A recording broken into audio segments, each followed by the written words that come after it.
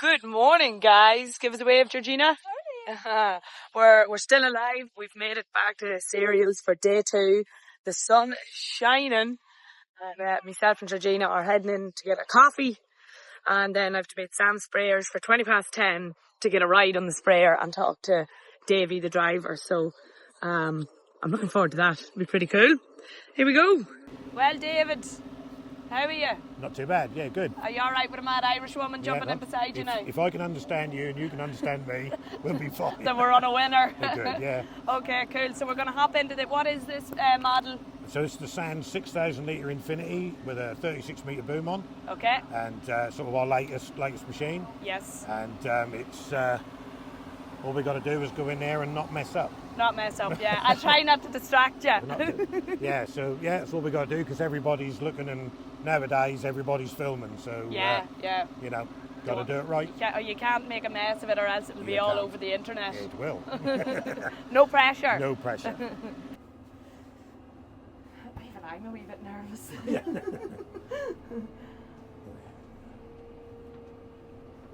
So all the lights on, so we look good. Okay. Am I allowed to talk to you or will I stay quiet? Yeah, so you like, yeah. Okay. Right, so into the arena we go.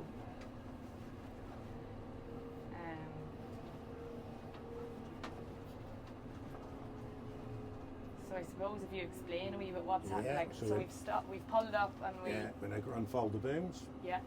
So we lift the booms up. Yeah. And start to unfold, look in the mirrors, make sure they're all open and properly, just in case they're not. And once we get to this stage, we can press another switch and the rest of the booms start to open, make sure it's all going, which it is. Yeah. All working so far. Wow, it's just amazing, isn't it, that the technology in this. So we're 36 metres wide, which is what most people are in here today. Okay. It's become quite a industry normal, 36 metre. Yes. We make sure it's right the way unfolded. How high are you off? How high is your beam? So they'll be nearly 2 metres off the ground when we first unfold. Okay. But one of the things to this, I now just look at the boom and I guess. Oh. I'm now going to guess where it needs to be when it goes in there.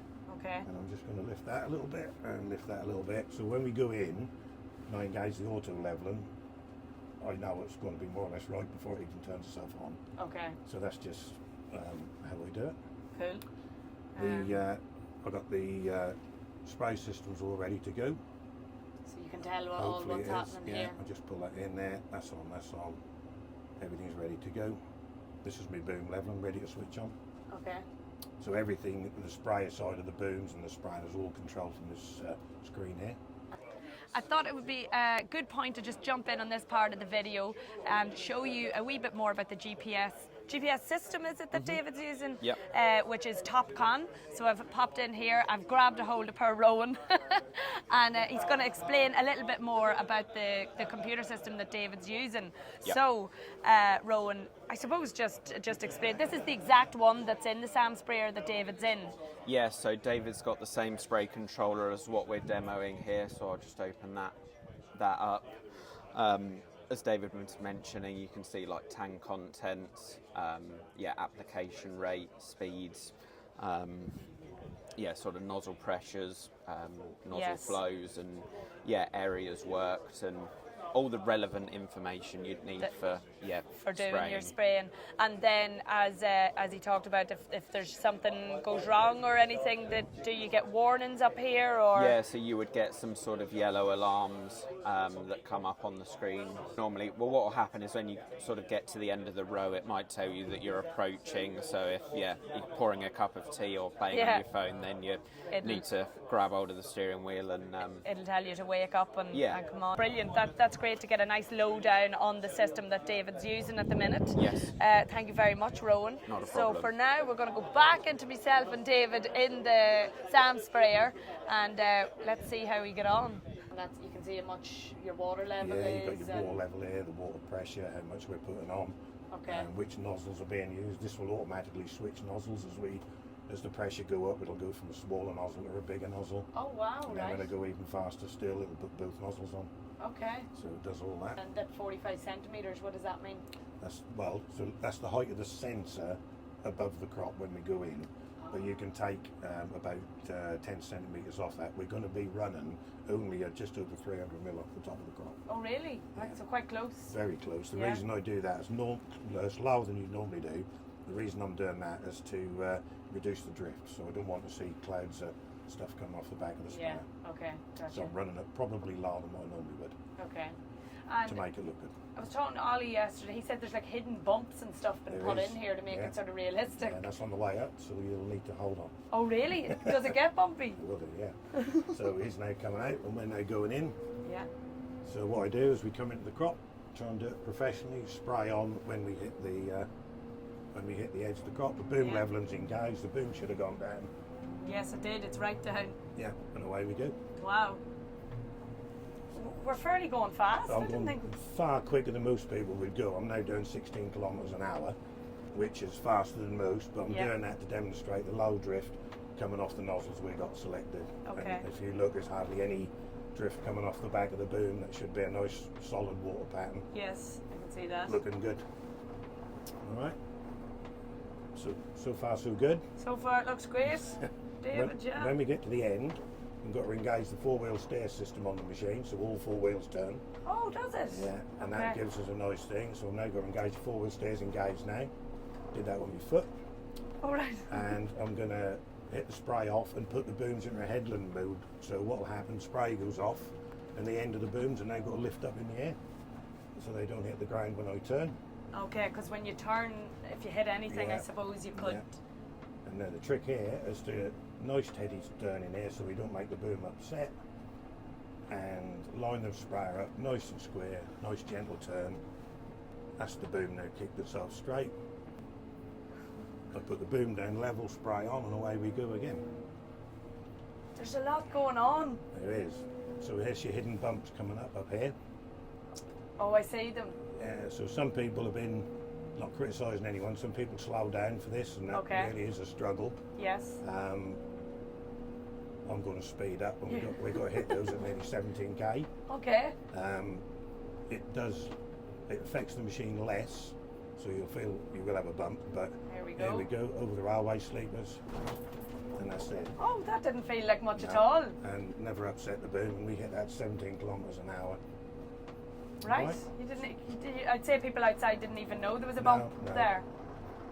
So this is another critical bit. We're coming to the end. Yes. So we need to spray off and the boom's up in the air again.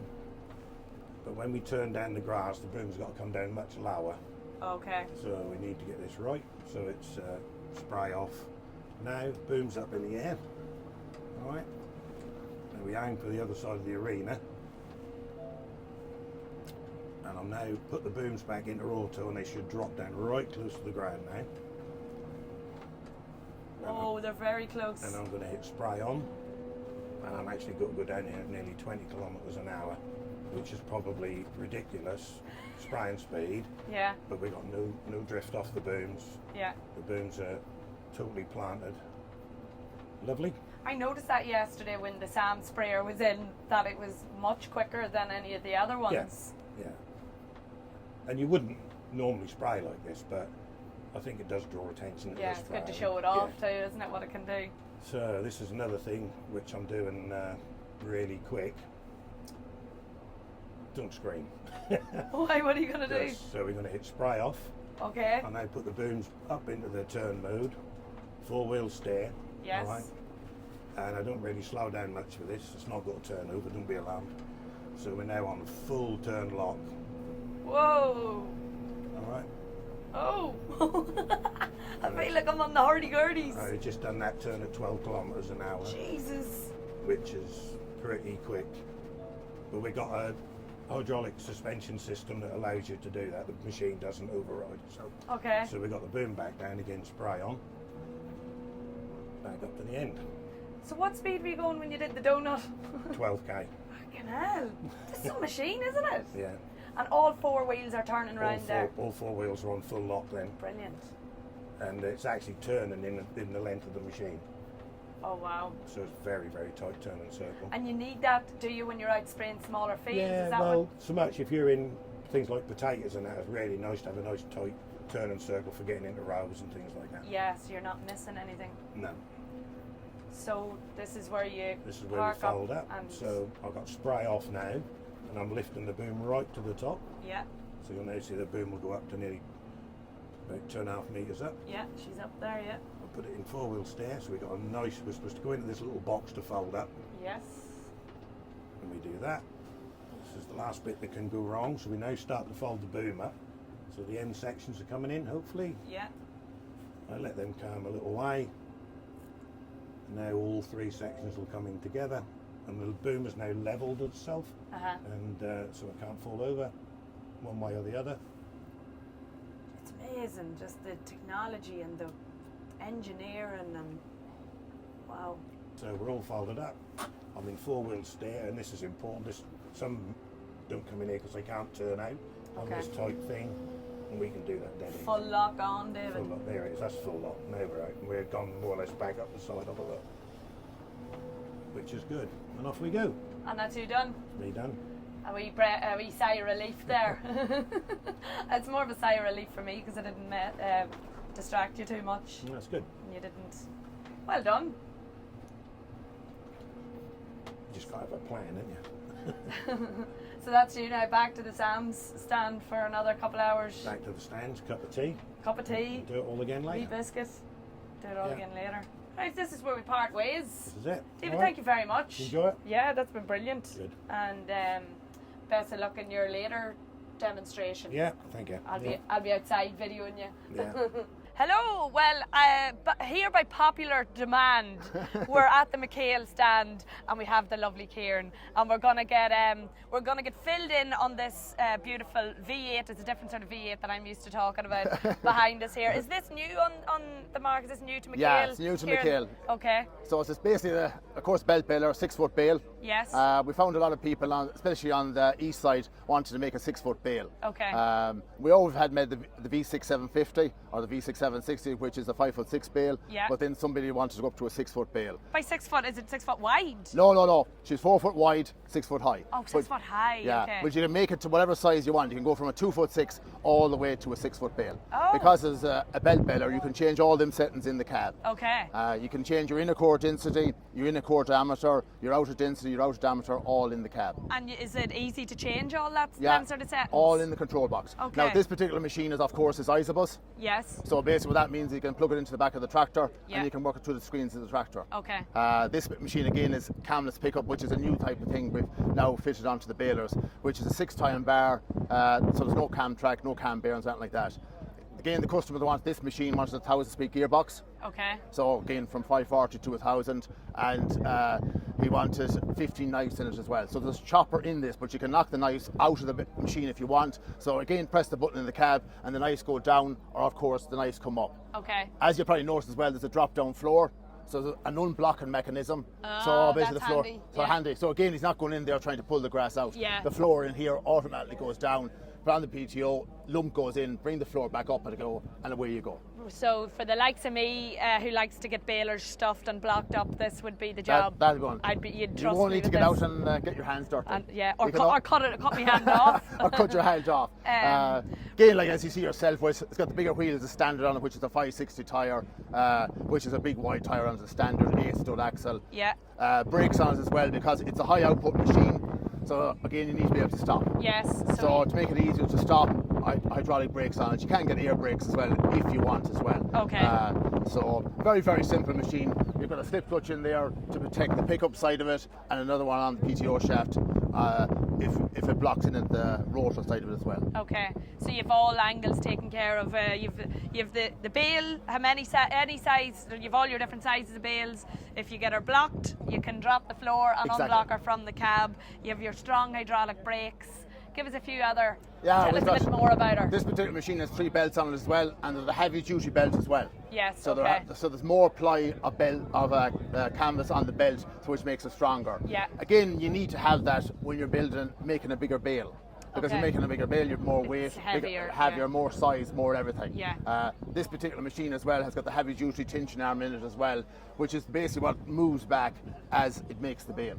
The heavy duty tension arm. Yeah, What's a heavy duty tension arm? So this is what the bale, this arm here, as the belts get pushed back, this part moves up. Okay. And this what makes the bale. Okay. So you've got 3 rollers there that move back, and as they move back, then the bale grows in the chamber. Gotcha. Okay. So it's very, very, very simple. We've also fitted rollers into the front part of the chamber as well. So if you are baling wet type of grass and stuff like that, so it's like half a roller baler, half a belt baler. Okay, gotcha. So yeah, you keep saying it's very, very simple, and then you'll go into about 20 different spec and bits of information. But you reckon it's simple, Kieran? Yeah. Yeah. The one thing now is you're making it so much user friendly for the person in the seat, like, you know. Yeah. So it's even got a moisture meter on it there. That's what that's for. Why would you need a moisture meter? If you're doing straw and stuff like that, and the straw isn't fit, it'll tell you in the car that your straw is a bit damp. Okay. So you know to leave it or make your inner core a little bit softer so the bale can breathe. Okay, right. So it's trying to make it easier for the person in the seat so that he can see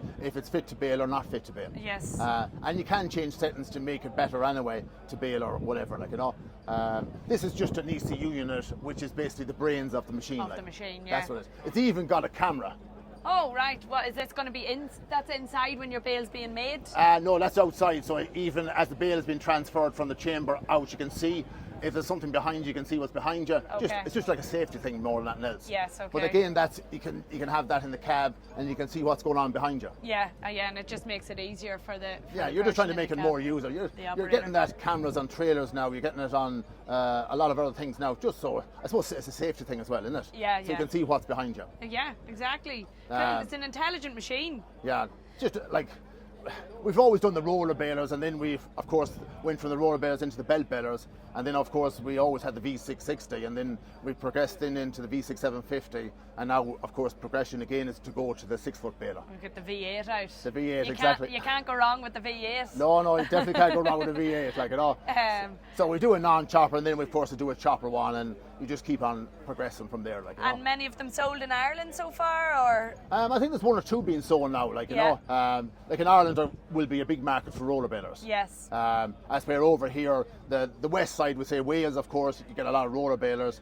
Maybe down in Cornwall you get a bit of roller balers, but the other parts of it, say like Yorkshire, I suppose Lincoln, Norfolk, all around there, or even the middle of the country, you get a lot of belt balers. Okay. So they want to do maybe a 5-foot or a 6-foot bale of straw and a 4-foot bale of silage. Okay, yeah. And that's why they'll go down that route of the variable chamber. They have the option then of doing a roller, like a 4-foot silage bale or a 5-foot or 6-foot straw bale. This is going to sound really silly, but I actually didn't know you could do bales of straw in this. Oh, yeah. All right, I just assumed it was, do you know, the grass bales with the black wrap round it and all that? See, belt balers was in general, that's all they ever used to do. But when McHale went into it, they made the belt baler that can do silage as well as straw. All right, okay. I'm learning. It's all a learning. That's why they put like the 3 rollers in the chamber and that. So there's like a half a roller baler and of course half a belt baler. Okay, gotcha. Right. That's the reason for it. Okay, cool. Well, thanks very much, Kieran. How's the show going for you so far? Yeah, very good, yeah. Very, very good, yeah. Yesterday was very, very busy, and today has been very, very good. Yeah, the weather helps, doesn't it? It does help, yeah. They have a lot of work done now, and they've a bit of time in their hands now to come to the show. Yeah, that's brilliant. Yeah. Cool. Well, enjoy the rest of it. Yeah, no, thanks yourself. And tonight, you'll be finished now by tonight. You might get a wee pint of Guinness in and relax, We might just get 1 or 2 now. 1 or 2, or 3 or 4. Good, thanks, Kieran. No problem at all, thanks yourself.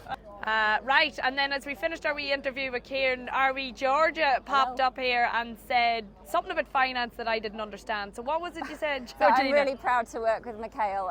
MacHale offer subsidised finance on their new machinery, which is one of the most competitive subsidised finance on the market, as there's not a lot of subsidy available anymore. So obviously if you speak to your dealer, they'll put you in touch with me, or you can contact me and talk about the subsidised finance. Okay, turn around and how do we get in touch with you? Ask me about finance. Yeah. And follow me on Instagram. Follow you. I'll tag you so we can follow you on Instagram. Cool. Thanks, Georgina. I'm here with these fine young fellas and lovely fine young one from, where are you from again? We're from Northamptonshire. Northamptonshire. And are you farmers? Yeah, we're all farmers, young farmers. Okay, so what sort of farming? So I actually farm in the East Midlands, so a little bit north of Northamptonshire, and I'm an arable farmer. Arable? Yeah, I also farm in East Midlands and I'm an arable and livestock farmer. Oh, wow. I farm over in Buckinghamshire. We're arable, 3,500 acres of arable land, all combinable crops and cereals. Is the 3,500 acres yours? Yeah. Oh, contracted and we own it as well. That's a good catch, ladies. It's a good catch right here. Right, follow that one up, Sam. So we're 1,000 acres, Oh. 1,200 head of cattle and a feed business on side of that as well. No flies on you, lads. Hello, I'm James from Northamptonshire. Well, I work on a dairy farm, so You're a dairy farmer. Good man, right. How many cattle? too many. How many? I don't know. Too many. 20? Bit more than that. 100? 30.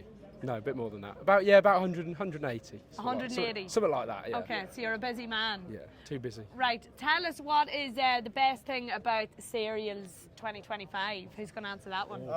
Probably the beer of the young farmers. They're all over 18, are you? Yeah, all over easy. Yeah.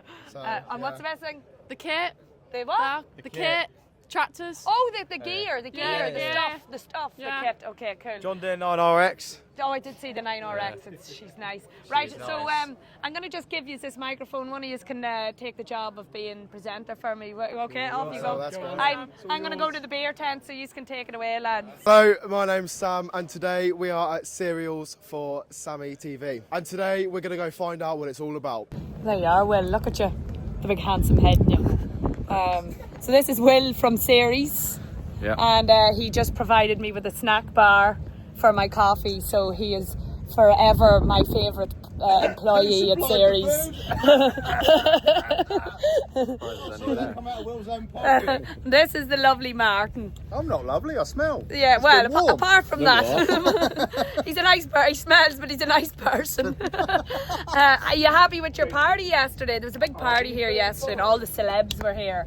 Ollie Blogs. Someone turned up late. Tom Someone's supposed to be in the group photo and they turned up late. Oh, that was me. Sure, I'd be late to my own funeral, Martin. Sorry about that. Anyway, have you sold much grain pushers? Yeah, I've sold a few. Yeah? They're out. Sure, I might buy one myself. I knew you liked It it. would look nice in the sitting room, up on the wall. Well, you could get rid of the sofa and you could ride it all night. We haven't worked out what I'm saying yet. No, but we will work out what. Yeah, no, his microphone's on. Yeah. We're going to get a ringing customer Well, what I endorsement. want you to do is come across real professional. Would you be able to do that, do you think?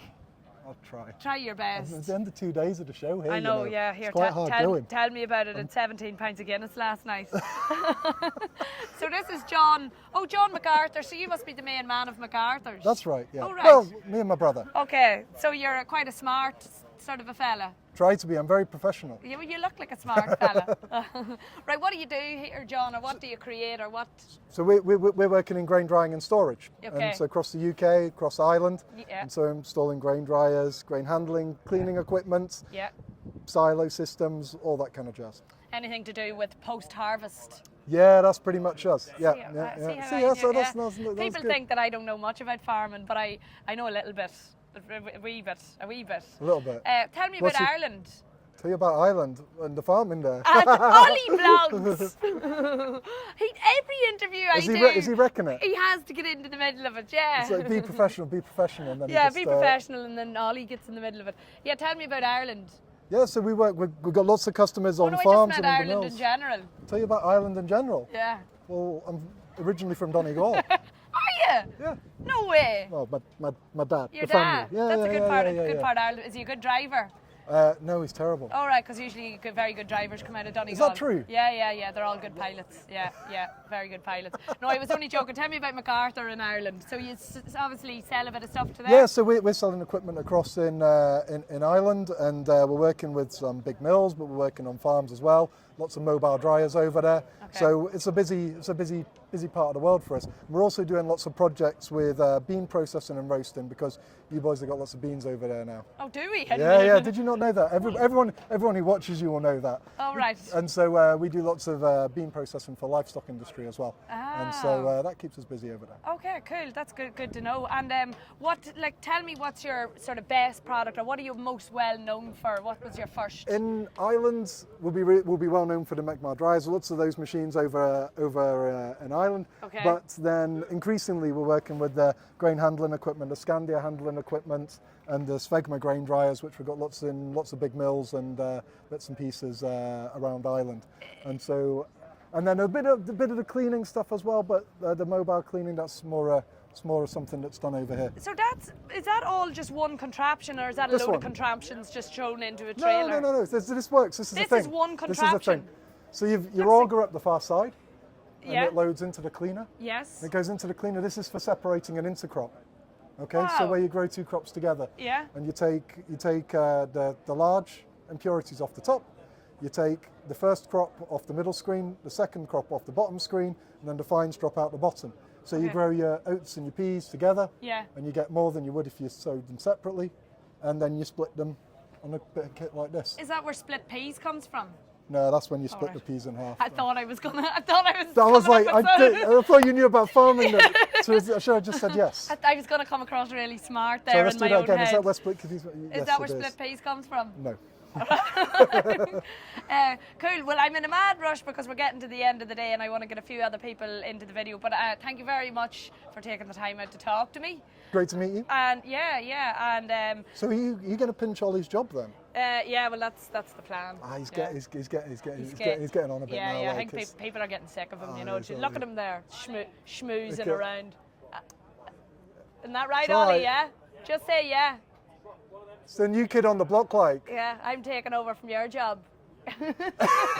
Well, so John says anyway. Cool, John. Thanks very much. Good to meet We'll you. go and give Ollie a bit more abuse now. I spotted Grizzly, and I was like, I know Grizzly.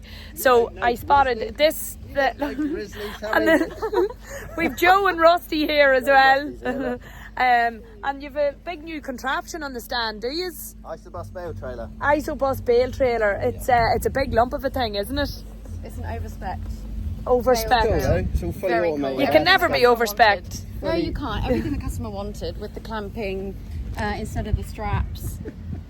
Go on, Joe. Hydraulic Come on, toolbar. Joe. Sell it. Sell it. You built it. So Did you build this? I built this. You built this? So he should know everything What the, about Jesus, it should be you telling us about I it. can do, yeah. So fully automated air suspension. So when the clamps come down, Yes. the air suspension raises up and the drawbar drops down to keep the orange piece underneath that black piece. I still can't get over you built Get this. the height up these. The low loader, the bale trailers, the Isobus bale trailer. So Grizzly is your company? That is me. What age are you? 12? Oh, fuck off. Fair play to you. 33. Gee, 33. 33. Oh, Jesus, you're doing well for 33, aren't you? I don't know Fucking about play that. to you. And the low loader? No, bale trailer. Oh, right, sorry, the bale trailer. I was about to go, oh, I know all about low loaders now. It's not even a bloody low loader. Do enough about them. Yeah, I know. Well, I must do a bale trailer video. Lovely low loader here. Right, tell us a bit more about your overspec. Overspec bale trailer. Yes. So full Isobus. Yeah. On the touchscreen. What does Isobus mean? Plug it into the tractor, power beyond, full on the touchscreen. Everything controls on the touchscreen. Okay, that's what Isobus means. Yes. Okay. Yeah. You know that. Yeah, I must come over and do a video for you. Who thinks I should go over to Grizzly and do one of my Sammy specials? 60-second trailer tour. I'd be keen for that. That would be Come cool. Anytime you want. When are you down in Devon next? Well, you know, I can come over at any time, Joseph. Anytime. Do that. We'll turn the camera off and we'll talk business. Can they hear you? Because we've got the mics. No. Right. Guest presenter Yeah. on Sammy TV. 3, 2, 1. This is Gareth. He's Hello. the managing director of Horsch UK. Don't be daft. Don't be daft. I don't actually know what your role is. Regional sales manager would be the title, I would For guess. which region? So basically, North Yorkshire down to the bottom of Lincolnshire, coast to coast. So east and Oh, west. right, so yeah, come so that's across why to, you get me, yeah, yeah. yeah. Cheshire, Lancashire, Shropshire, all the good places. So yeah. So I bought my drill off Gareth, like my last 2 drills off Gareth. Last 2. And we've got a Horsch, if you spin round, a thing a little bit like that cruiser, but it's an FG. In the very far corner, Toronto MT. No, but we've got one of them as well. Oh, of course, yeah. Yeah. And then in the far corner we've got a Toronto MT, which you can get some B-roll of in a minute, Sammy, and you'll see it going across the screen now. But Horsch has been going, what, 40 years. 40 years. Yeah. Was it 40 years at Agritechnica last year? So it was, You were with us, Sammy. We came on the stand, didn't we? So yeah, Horsch, well, it's just over 40 years now. So Michael and Michael Horsch and his family basically set up Horsch. So first generation machinery company, not necessarily first generation in farming, quite a history of farming in Bavaria, and yeah, its growth's been phenomenal really. So yeah, turnover of over €1 billion a year now really. So it's really quite an impressive story. All over the world as well, because like America and Canada are big markets now. Yeah, aren't they? growing in North America, production facilities in Brazil. Australia's quite a big market as well now, so it's worldwide, and products for the world as well. So there's obviously we've got a standful here, and there'll be a completely different range that suits, say, Brazil, different products for Australia and countries like that, just to suit climates and the different situations that those farmers face. So yeah, very impressive story. Started with the seeding and cultivation side of things. Then in 2011, Michael has a good friend called Theo Lieb, who was making some bespoke specialist sprayers. Michael and Theo merged to give us Horsch Lieb, and now the sprayers are absolutely flying. Unfortunately, Ollie did make a mistake, but we will get him into one day, I'm sure. What mistake did you make? I bought a British sprayer. You bought a British one instead of a Horsch one? Yeah. Is that the Bateman one, is it? Yeah. But you're happy with the Bateman one, are you? Yeah. I mean, the Horsch, I mean, technology-wise, might be a little bit ahead of the Bateman, but the Bateman has quite a lot of, I don't know what's the word. The reliability is quite good on a Bateman because it's very simple. Yeah. I think as well, it's good from our perspective when you've got a customer relationship and there's an element of loyalty there. Yeah, that's still nice to see. I've had Bateman sprayers for 20 years and they've never let me down. And obviously, we're seeing the same now. If it ain't broken, won't fix it. Now with the drill, that's it. It's nice to see that loyalty from a customer. I appreciate, the sort of tongue-in-cheek comment there, but it's nice to see loyalty, isn't it? So within the industry. So yeah, that's not good. It's not bad. Yeah, and I probably couldn't afford a Horsch sprayer. You have to sign out now. All right, yes. So this is Ollie Harrison reporting for Sammy Web TV, whatever you want to call it. Sammy TV Media, whatever. My web feet. 3 o'clock by. Ollie's like driving like a granny, and I need to get over and get another video done before he gets me to the airport. How do you feel the day went, Ollie? All right, but I haven't really seen much. Oh, have you not? I've just been talking to people. He loves talking. There's a crop trial. How do you feel the day went, Georgina? Oh, good. Yeah. Good to be your trusty assistant. Yes, the best assistant ever, are we, Georgina, here. So we're off to get one more interview with the soil lads, and then we're done. Oh no, then we have to go and talk to Wardy to get a roundup of the whole thing, and then we're done. I am here with Dave, and Dave is with DJL Agriculture. So Dave, tell us a wee bit about DJL Agriculture and what you do. Okay, so I started DJL Agriculture 10 years ago. Yeah. It was basically a passion that sort of I grew in terms of my ethos from utilising nutrients from plants, getting better soil, so start from the ground up. So we started with the soil sampling. My history has been in dairy cows, and I was always sort of passionate that we could get more and more out of the soil. We were sort of avoiding the soil, if you like. Yes. So we want to enhance and utilise the soil to its best ability in terms of utilising dry matter, mineralisation, and consequently into our food chain, getting more nutrient richness and using the soil samples as the baseline to create the knowledge set to make things better and grow on what we're doing as a farming business. What sparked your interest to go into soil if you were a dairy farmer? Because a ruminant is as she was evolved on the earth, she got 4 stomachs. She's got 4 stomachs for a reason. That's to digest plant fibres. So consequently, that enhances the 70% of what she eats is off the farm. Okay. So the 30% on top is bought in commodities, concentrates. If we can create more and more nutrients out of the dry matter that we're taking off the farm, then consequently we're becoming more efficient, more carbon efficient. We're creating a better health status for the animal, so we're creating a better product of what we sell off the farm. So whether you're selling milk off the farm, beef, lamb, whatever you're selling off the farm, we create more nutrient richness. It was my focus and my passion to sort of look at calcium and the importance of calcium in its exportation off the farm, and what are we doing to put it back.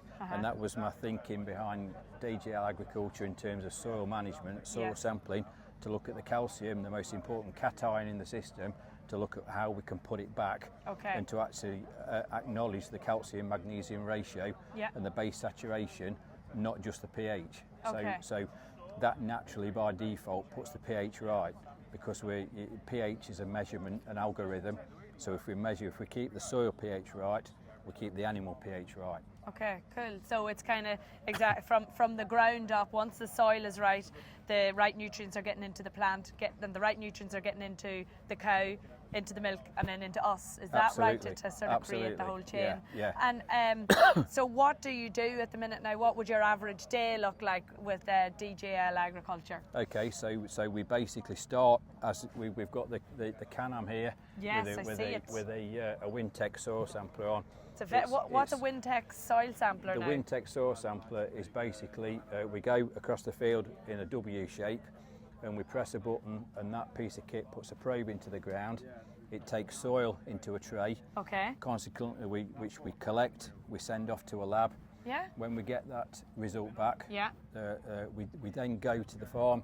We deliver that information with the knowledge then behind it to deliver the advice in terms of where the soil is lacking in nutrients, and its ability to petition nutrients to the plant, and what we can do behind it to make things better.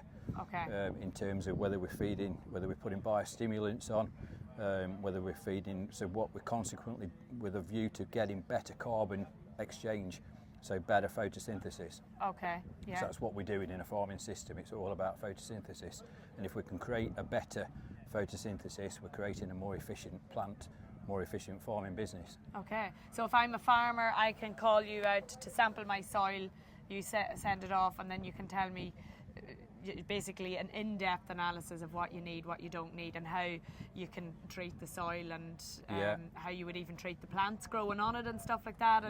And have you had any, on all your years doing this, any wild discoveries or anything that you've come across that has surprised you? Not really, but I think the biggest thing is my biggest sort of observation is making people aware of what the soil's doing. In history, the biggest thing about soil sampling is your pH is 6.4, all's okay. Your pH is 5.8, you need 2 ton of lime. Okay. It's very basic, isn't it? Very, very basic. What we need to do is to look at the fungal bacterial ratios. So, in terms of better or less immune suppression to the cows, better health status, in terms of better microbes, and that's all sort of observable from the soil sample results. Okay. So, that's the main thing we're looking. We see many different soil types, many different observations in soils, which are getting worse as the years go on. We've got more adverse weather conditions. It sort of rains for months on end, and then it dries out.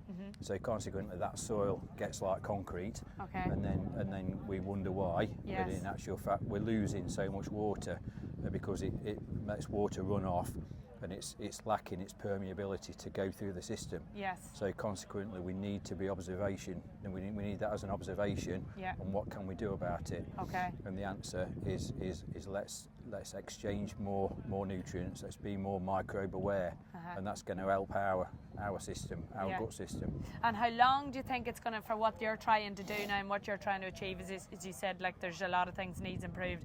How long are we into the future when all our soil is going to be, perfect? That's down to people. That's down to people's observation of sort of reducing chemical inputs and sort of being more microbe aware. Yes.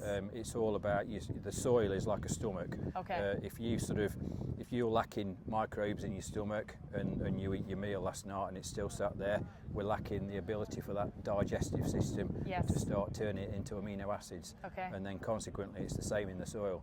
So we're lacking amino acids that create the bodily functions of animals, us, whether you're exporting milk or carcass, whatever you're doing, it's all about amino acids. Okay. And amino acids create the cycle. Wow, it's so scientific. Well, fair play to you for, I suppose, raising awareness on it, educating and getting the word out there, and I suppose best of luck in your journey. Thank you. And thank you very much for taking the time out to talk to me. Thank you, pleasure. Cheers, Thank you. Dave. Okay, yeah, thank you. We're rocking and rolling, Rocking and Wardy. rolling. We're rocking and rolling. Right. Right, Wardy, it's the end of two very long days, but for you, I'm sure it's a lot, it's not even the end for you. It's not the end for me. It'll be the end about probably Saturday afternoon or maybe Monday morning. And when did this all, I know it started months and years, maybe even a year ago, but when did people start arriving on your ground here to get this all up and running? The first ones to arrive was the marquee contractors, which was about 2.5 weeks ago. Right. But then obviously the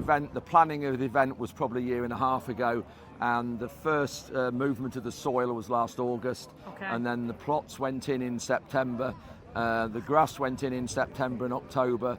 And then it's just a case of nurturing all the plots, spray, and they're all treated as though they're a normal field. Yes. So they might be no bigger than a kitchen table, Yes. but they still have to be fertilised, The exact same way. and they have to be treated with chemicals to stop disease and everything, because they have to either look the best if they're a treated crop, or some plots here are untreated and they want to look what they're like with no input whatsoever. Yes, I saw that too. So yeah, massive job right from the start. But Unbelievable the amount of work that goes into a show like this, isn't it? There's two people, Jonathan and Sean, who have managed all the crop plots, as we call them, and they're the ones that sort of cultivated, nurtured them and grown them. Okay. We have established all the grass around the area, where we are now at the Wardy's Waffle Bar, the walkways, everything there we've established. And the layout of everything, the flowers, I love the flowers around the big arena. Absolutely, you know, look here now when you're looking around here. Just here having a great time. We are now something like 3 o'clock on the last day. Yeah. The event closes in 1 hour.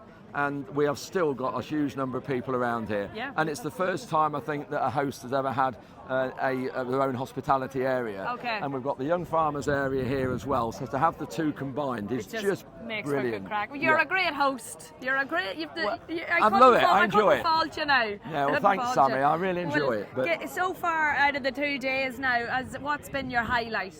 I know you've been running around like a headless chicken, but at what point? Now, maybe you're going to mention the blimp here, are you? So that's your low. So Wardy had a big, massive blimp here yesterday. Or in other words, a big balloon airship. Yeah. And it was 6 metres wide and 2.5 metres deep. We filled it with 18 cubic metres of helium. 18 cubic metres, Sammy. That is not your garden, but not your party popper. And yesterday morning, before everything kicked off, the balloon took off. It was attached to the tractor here behind us, so we got it attached to the drawbar of that.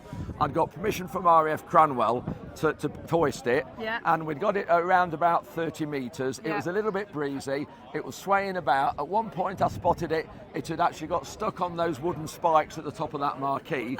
So I managed to free it from that, and about 10 minutes later I was underneath here talking to somebody. Someone out here came to me and said, "Is that your balloon floating off there?" And it was gone. And it was gone. And because of the amount of helium in it, it was gone within 5 minutes. And it's big. It's bigger than that tractor. Within 5 minutes, it completely disappeared. So it's in space now. I just don't. It will be in space, or I don't know where. But it's going to be really amusing because I think you're going to have holiday makers on the way to Spain or somewhere, and they'll see a Wardy's Waffle Glimp go past them in a window. I'm going to be flying home from Liverpool this evening, and I'll fly past it. I'd say that's very. So likely. if anybody does see this, please, I'm really disappointed and upset about it because it cost me a lot of money, and I hoped it would last me 3 or 4 years. Yeah. But I've got to make something out of it now. Yes. So if anybody sees it anywhere or hears anything about it, I'll give Sammy the photo of it and a little video of what it is. But if anybody sees it or hears of anybody on social media has seen it, please get Sammy or me. This has went from an interview into a lost and found sort of an advert. Please contact me. Yeah. But do comment below if you have seen it anywhere. Please. Because it very well could be in Ireland by now. Got that But anyway, but going back to the event, Sammy, it's been highlighted the event. a lot of work from a lot of people. I think the highlight of the event for me is actually seeing people with a smile on the face. Yes, it's lovely. Know, farming at the moment, we all know, is not in a good place. Yeah. through no fault of our own. We're having lots of conditions imposed on us. Yeah. It's very, very tough out there financially for a lot of people. There's a lot of stresses and strains, and a few people have said to me, why do you want to host cereals? I want to host it because I want people to have a smile on their face again. Yeah. And we've had upwards of probably maybe 20,000 people here over the 2 days. And I think we've had a great atmosphere here, and I wanted people to forget what's been going on, you know, in London, the protests we've organised and all those sorts of things, and just come here, talk to people that they obviously maybe only see once a year at events, and have a bit of a laugh and a joke, have a drink, let the hair down, and just have a bit of fun, because I feel that's gone out of farming. Yes. And I think that for me is a highlight of what I feel has happened. Well, fair play to you. I definitely think you have ticked that box, because I saw many smiles on many faces today. You've absolutely outdone yourself. The place looks unbelievable. It's absolutely gorgeous. So fair play to you. Thanks, Sammy. And I say thank you for coming over from Ireland as well. I always love seeing you. We always have a great crack. I love seeing you too. And it was great last night. We've had some really great. We won't talk about no, last night. No, we won't talk about last night. No. But no, it was brilliant. Great to see you. And I'll be back. Great, and I tell you what, the amount of Irish that come up to me here. There's a lot of them. A lot of followers of the channel and things of Wardy's Waffle. Yeah. But a lot of people here. There's a lot from Ireland come over. Yeah, no, and there's even some I've seen actually only came over. He flew in this morning at about 3 this morning. Oh. He hired a car. And he slept 2 or 3 hours in the car, got here, and he's going back tonight. Fair play, that's us Irish for you, boy. We love the hardship. Isn't we love it? the hardship. Absolutely. So that's brilliant. So thank you, and it's great to see you. Thank you very much, Wardy. Thank Cheers. you. Cool. So that's it, lads. That's a wrap on Cereals 2025. I'm here with Ollie. Ollie's to leave me to Liverpool Airport. We said we'd be out of here by 3. It's now about 4:30. I'm carrying... Who's in this cardboard box, Ollie? Kay Starmer. Rachel Reeves and Steve Reed. So for some reason I'm carrying them around, cardboard cutouts of them around.